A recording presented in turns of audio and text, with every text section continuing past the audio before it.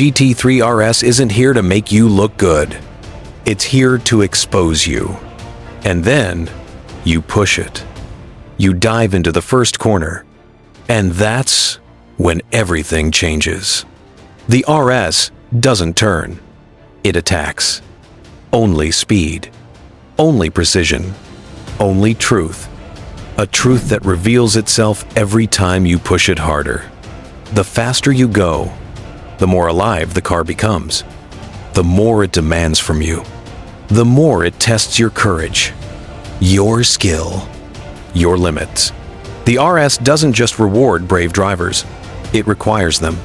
It doesn't care about your confidence, your reputation, your bank account. It only cares about how deep into the corner you're willing to go, how fast you're willing to turn the wheel, how much fear you're willing to ignore. Because at its core, this is not a luxury product. This is an obsession made physical, a philosophy carved into carbon fiber, a love letter to driving at the absolute edge, the edge where most cars fall apart. But the GT3 RS comes alive because at its core, this is not a luxury product. This is an obsession made physical, a philosophy carved into carbon fiber, a love letter to driving at the absolute edge, the edge where most cars fall apart.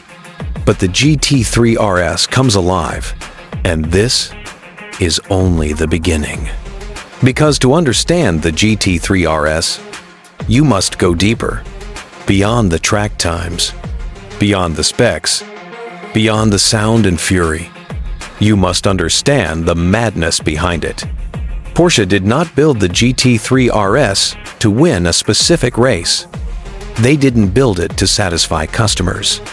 They didn't build it to make money, or break records, or look pretty on posters.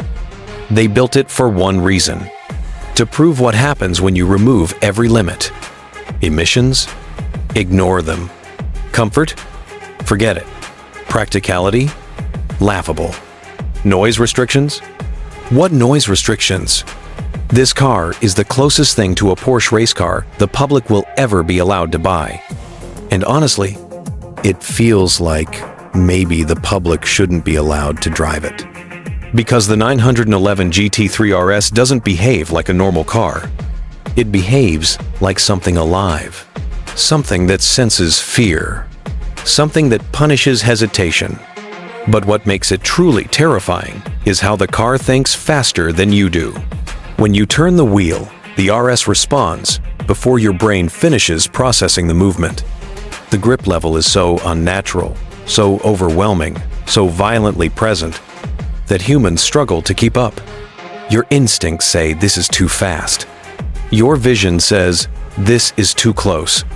Your reflexes say don't push it.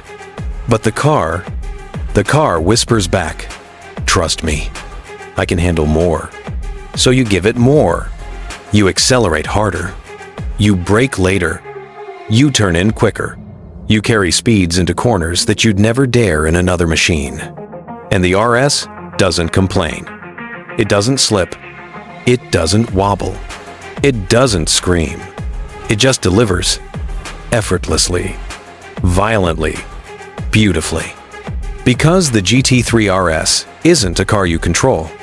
It's a car you negotiate with. You give it courage. It gives you performance. You give it commitment. It gives you lap times that feel illegal. You give it fearlessness. It gives you domination, but you give it hesitation, and it will expose you instantly. There is no hiding in a GT3 RS. No ego, no pretending, no shortcuts. This car reveals everything.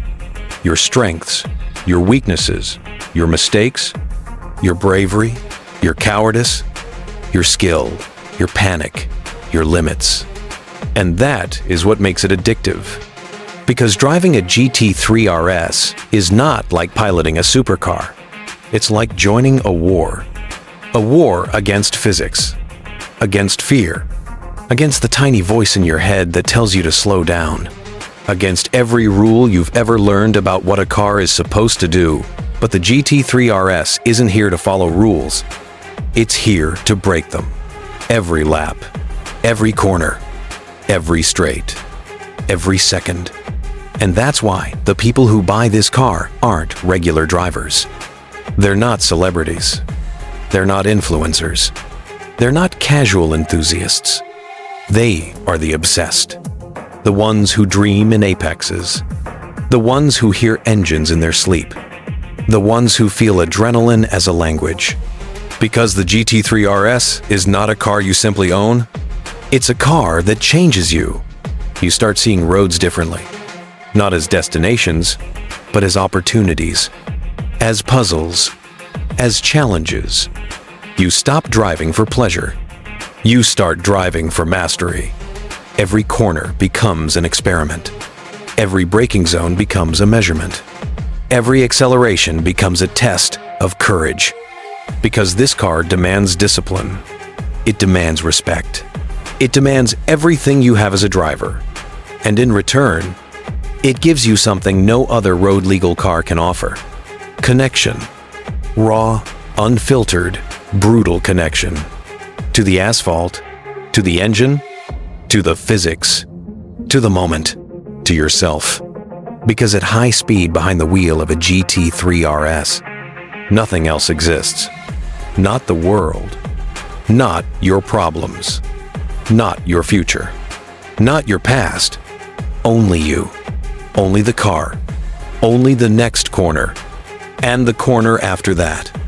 And the one after that. And the one after that. Moments blur. Time stretches. Reality tightens into a single, focused beam of intensity. This isn't driving. This is transcendence. But the GT3 RS doesn't just dominate emotionally. It dominates mechanically. To understand why, you must look at what Porsche did under the skin. This isn't a slightly upgraded version of the standard 911. This is a complete transformation. An engineering weapon disguised as a familiar shape. Lighter, lower, sharper, wider, angrier. The suspension is so stiff you can feel the road breathe. The chassis is a razor blade. The aerodynamics are so aggressive the car looks illegal. The engine is a symphony of precision and violence. But then you discover something even more shocking. The GT3 RS doesn't just use downforce. It weaponizes it. The DRS. Yes, the same kind of technology used in Formula One. Activates at high speed, flattening the rear wing to let the car slice through the air like a missile. On straights, it becomes a projectile. In corners, it becomes a magnet. On braking, the wing tilts upward, becoming an air brake so powerful it feels like the atmosphere itself is trying to stop the car. There is no other road-legal machine that behaves like this. None. Every input becomes amplified. Every command becomes sharper. Every correction becomes life-or-death precise. And yet, the RS remains predictable, honest, consistent, unfiltered. It does not lie to you. It does not hide grip. It does not pretend to be something it isn't. It is the truth. The cold, unbroken, absolute truth of performance. And the truth is this. The Porsche 911 GT3 RS is the closest thing to a race car the world will ever allow on public roads. Not a supercar. Not a hypercar. Not a luxury machine. A weapon. A predator.